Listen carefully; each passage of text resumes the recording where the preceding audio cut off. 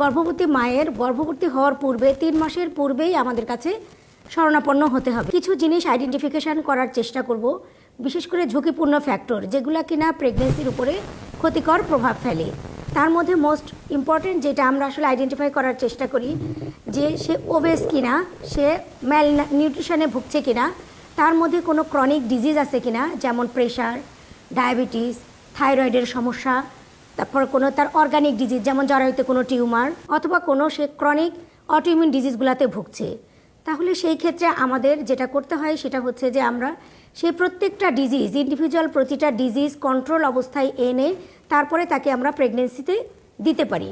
যে ক্রনিক ডিজিজগুলো আছে সে ক্রনিক ডিজিজগুলো কতটা আসলে কন্ট্রোল অবস্থায় রয়েছে। এবং আমরা আরও যে জিনিসটা জানতে চাই, সে যে মেডিকেশনগুলো খায় প্রত্যেকটা মেডিকেশনেরই সম্পর্কে বা তার ডিজিজ কোন স্টেজে আছে।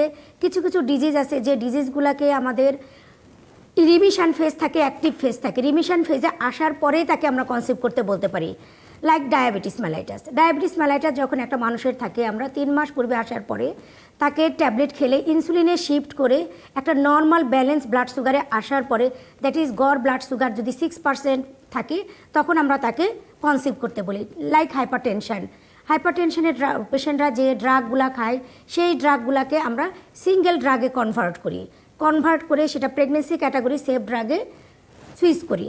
ইপিলেপসির ক্ষেত্রে লাইক, তারপরে সাইকিয়াট্রিক ইলনেস থাকলে এরকম ক্ষেত্রে আমরা সবসময় যে ড্রাগগুলা পারতপক্ষে সেফ সেই ড্রাগগুলাতে আমরা শিফট করার চেষ্টা করি। এবং আরেকটা বিষয় যেটা, সেটা হলো যে আসলে যদি আপনি প্রি কনসেপশনাল পিরিয়ডে আসেন তাহলে আমরা যেটা করতে পারবো, আপনার মধ্যে ক্রনিক ডিজিজটা আমরা আইডেন্টিফাই করতে পারবো এবং সেটা দূর করার চেষ্টা করতে পারবো। যদি দূর করা সম্ভব না হয়, সেটা যেন ক্ষতিকর ইফেক্ট না পড়ে প্রেগনেন্সির উপরে, সেটা আমরা কমানোর চেষ্টা করব। তারপর আমরা যে এই যে হিস্ট্রিগুলো নিলাম, দেন আমরা কিছু এক্সামিনেশন করি পেশেন্ট কাপলদের।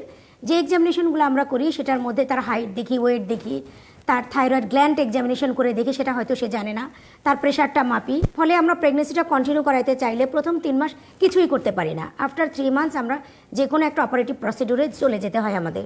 কিন্তু এই যে 3 মাস পেশেন্টের সাফারিংস, এইটা আমরা যদি কমাইতে চাই, তাহলে যদি প্রি প্রেগনেন্সিতে তারা আসে, তাহলে কিন্তু আমরা তাকে এই জিনিসগুলো ডায়াগনোসিস করতে পারি।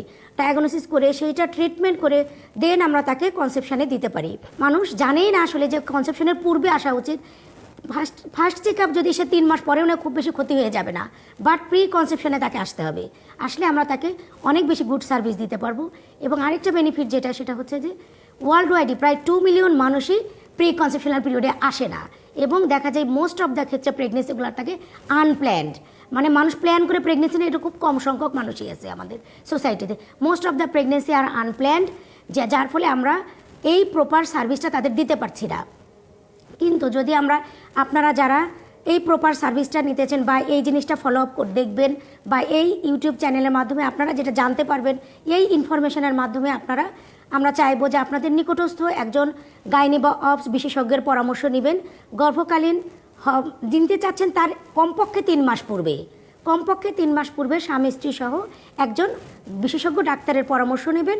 এবং আমি আছি ডাক্তার শামসুন নাহার রিক্তার, সহকারী অধ্যাপক, ডেল্টা মেডিকেল কলেজ, আছে আপনাদের সেবায়। যদি আপনারা আমাকে মনে করেন তাহলে আসবেন আমাদের কাছে, আমরা আমাদের লেভেল থেকে সর্বোচ্চ সেবা দিব ইনশাল্লাহ।